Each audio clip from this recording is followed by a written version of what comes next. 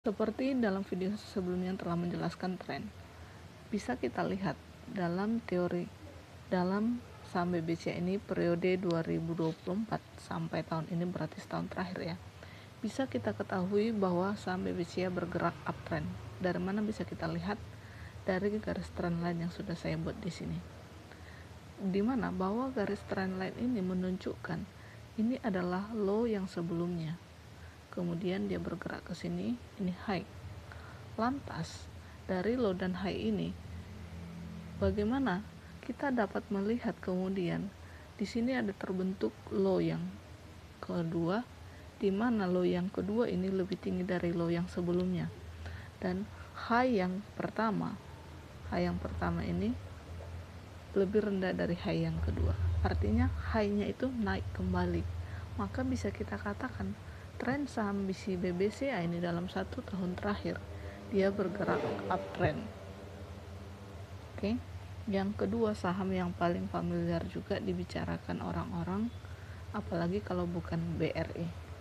Ya, kita tahu BRI dalam waktu terakhir ini bagaimana sobat tuan. Bisa kita lihat dari trennya. Saham BRI periode 2024 sampai saat ini 1 tahun terakhir bergerak downtrend. Dari mana kita tahu downtrend? Dapat kita ketahui ketika pada tahun 2024 saham BRI masih berada di sini di harga 5.850 dengan puncak tertinggi dalam harga 6.450. Namun seperti yang kita ketahui pada penutupan terakhir, yaitu pada hari Jumat kemarin, saham BBRI berada di harga 4.090. Artinya terjadi penurunan harga. Maka bisa kita ketahui dalam 1 tahun terakhir teman-teman yang membeli saham BRI itu sedang floating loss. Oke teman-teman, mungkin saham yang selanjutnya yang akan kita bahas yang tidak kalah jauh menarik itu saham BMRI. Saham BMRI termasuk juga dalam daftar saham blue chip ya. Kita lihat dalam cut off time yang sama 1 tahun terakhir, saham BMRI bisa dikatakan dia bergerak sideways. Kenapa saya berkata demikian? Dengan asumsi cut off time di sini November 2023 dan sekarang dia di sini. Jadi dalam 1 tahun terakhir dengan pucuknya atau resistennya juga masih di range 7.000 sampai 7.550 dan supportnya di range 5.650 sampai di 5.400. Jadi bisa dikatakan dalam 1 tahun terakhir saham BMRI bergerak sideways. Nah, bagaimana jika kita ingin membeli saham di dalam pergerakan sideways?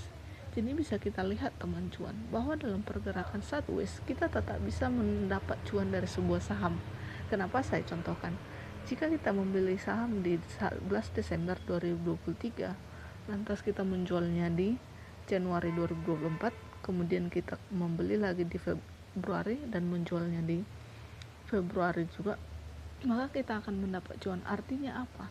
Di dalam setiap pergerakan saham maupun yang sideways, kita bisa mendapat cuan ketika kita membeli di bawah dan menjual di atas selama harga sideways berlangsung. Kenapa? Karena apabila kita beli di sini, kita beli di tahun 2020 dan kita hold sampai sekarang, justru adanya floating loss dengan range harga dari 5.600 ke 5.400. Oleh sebab itu, technical analysis sangat diperlukan ketika membeli dan menjual saham. Jadi harapan saya bagi teman cuan ketika sudah belajar technical analysis hanya dari mengenal tren, ya setidaknya habit kita ketika ingin membeli dan menjual sudah lebih baik dari hari yang kemarin. Sampai di sini pembahasan kita, sampai bertemu di video selanjutnya.